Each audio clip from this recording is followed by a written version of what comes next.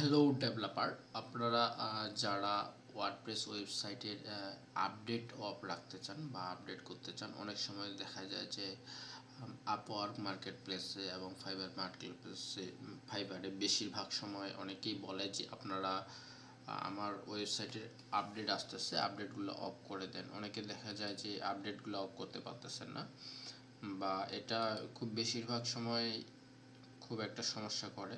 Update করাটা ভালো, কিন্তু দেখা যায় যে অনেকে জিপিএল প্লাগইন বা ইউজ করে, যে ধরনের আনইউজুয়াল প্লাগইন ইউজ করে, যেগুলা খুব কম দামে কিনে, কিন্তু আপডেট অফ করতে এটা মনে করেন যে এটা থাকে আর কি, একটার পর একটা আপডেট থাকলে অনেকে বিরক্ত বোধ করে বা ইয়ে করে। তো সেটা যদি আপনারা অনেকে অফ করতে চান, যেমন আমার এখানে এই মুহূর্তে 3টা আপডেট দেখাচ্ছে। তো এই আপডেট এগুলো ক্লায়েন্টের কাজ পাওয়া যায়। হ্যাঁ, তো এটা কিভাবে ইজিলি অফ করবেন সেটা নিয়ে আজকের এই ভিডিওটা।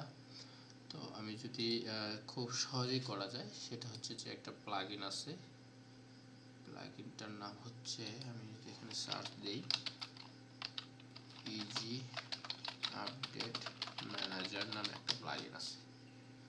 এখানে জাস্ট ইজি আপডেট ম্যানেজার প্লাগইনটা, এই যে এই প্লাগইনটা এটা ইনস্টল করে। তবে লক্ষণীয় বিষয় হচ্ছে সেটা হচ্ছে যে যদি আমরা এই প্লাগইনটা ইনস্টল করি, ইনস্টল করার পরে অনেক সময় এটা কনফ্লিক্ট করে, অর্থাৎ ওয়েবসাইটটিকে, পুরো ওয়েবসাইটটাকে একবারে ব্লক করে দিতে পারে। এরকম ধরনের অনেকের এরকম সমস্যা হয়। অনেক ক্লায়েন্টের কাজ করছি আমি, যাদের মধ্যে আমার 2টা ক্লায়েন্টের একটা সমস্যা ছিল। সেটা হচ্ছে যে ওরা নিজে নিজে ইউটিউব ভিডিও দেখার পরে এই প্লাগইনটা দিয়ে আপডেট অফ করতে গেছে। হ্যাঁ, যখনই আপডেট অফ করতে গেছে তখনই ওইটা পুরো সাইড ইয়ে হয়ে গেছে, যে মানে সাইডেই ঢুকতেছে না, এক কথা সে সাইডেই ইয়ে করতেছে না। তো এটা একটা সমস্যা আর কি। তো পরবর্তীতে ফাইল ম্যানেজার বা এররটা সলভ করা হয়েছে।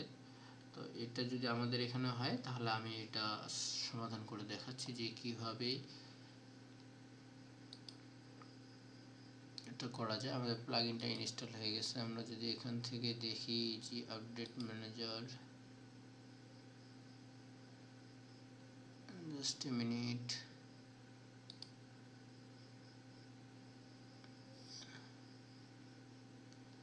এখানে আমাদের সেটিংটা থাকার কথা।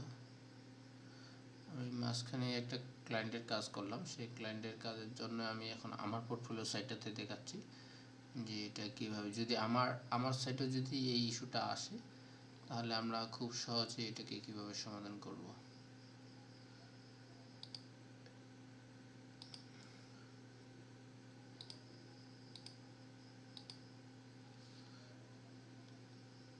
একটু এখানে কোথায় সেটিংটা থাকার কথা।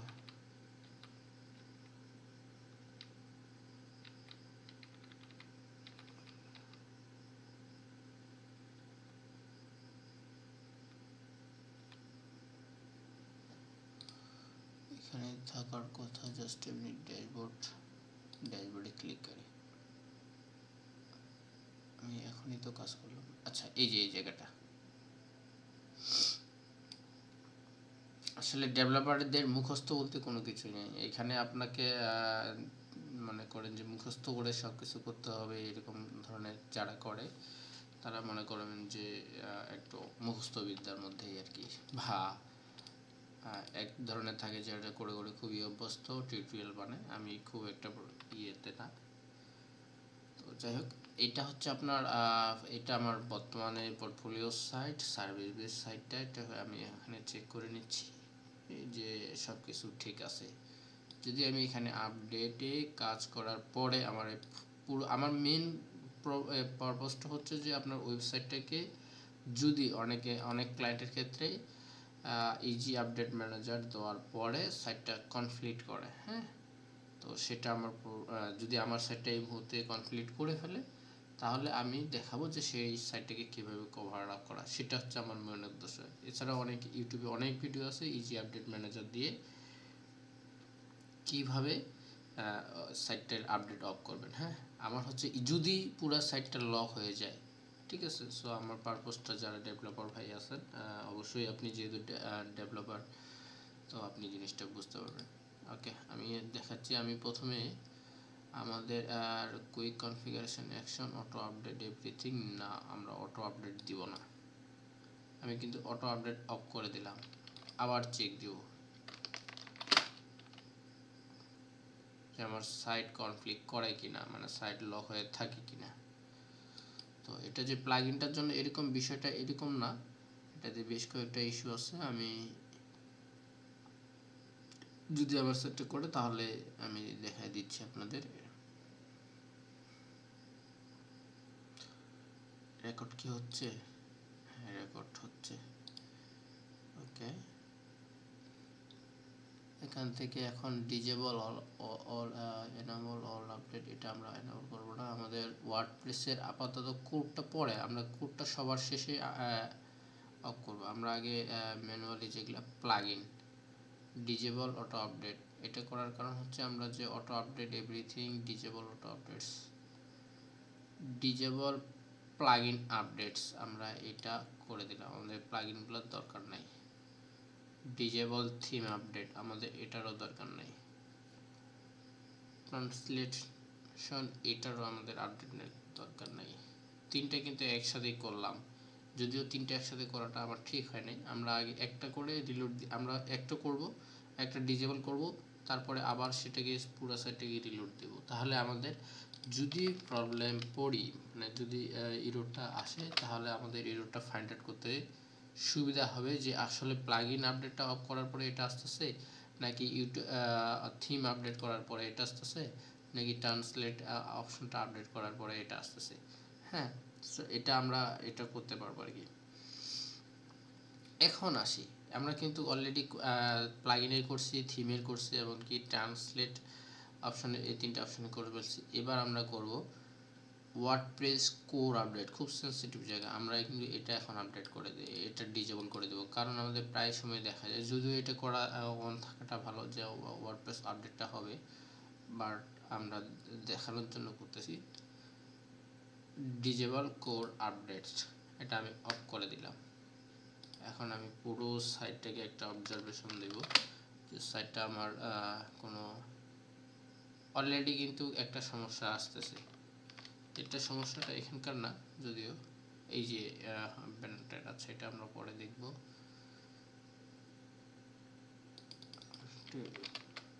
প্রাইভেট মোডে অন করতে হবে। প্রাইভেট মোডে অন করে আমরা দেখব যে এই সাইটটাতে বাকি সব পেজগুলো ঠিক আছে কিনা।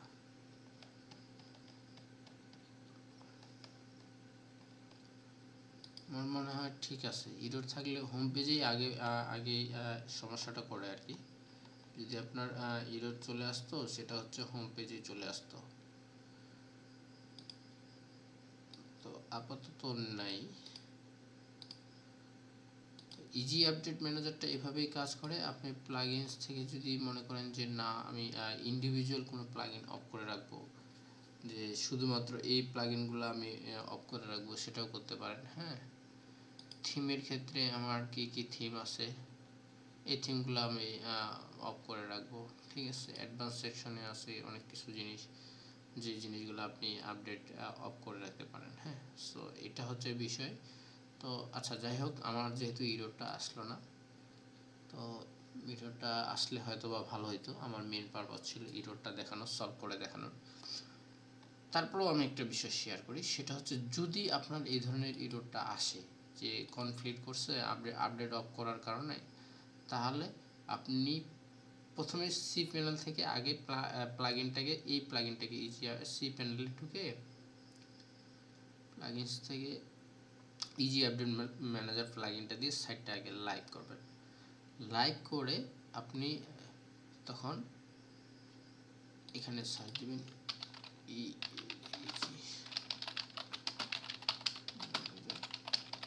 প্লাগইন।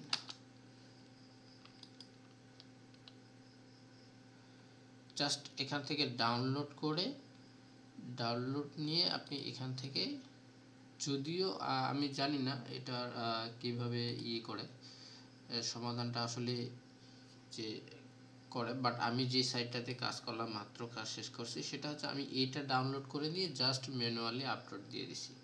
অর্থাৎ ইজি আপলোড ম্যানেজার, এখান থেকে আপলোড প্লাগইন, এটা দেওয়ার পরে আমি পিএইচপির আপডেট ভার্সনটা আপডেট করছি cPanel থেকে। তো পিএইচপি ভার্সনটা আপলোড করার সাথে সাথে আমার ক্লায়েন্টের সাইটটা লাইভ হয়ে গেছে। তো এটা হচ্ছে বিষয়, যদি আমার সাইটে আসতো তাহলে হয়তো আমি লাইভ প্রজেক্টটা দেখাতে পারতাম। যাই হোক, যদিও আসে নাই। তো ইজি আপডেট ম্যানেজার দিয়ে কীভাবে একটা ওয়েবসাইটের আপডেটগুলো অফ রাখতে পারেন আমি সেটা দেখানোর চেষ্টা করলাম। তো আমি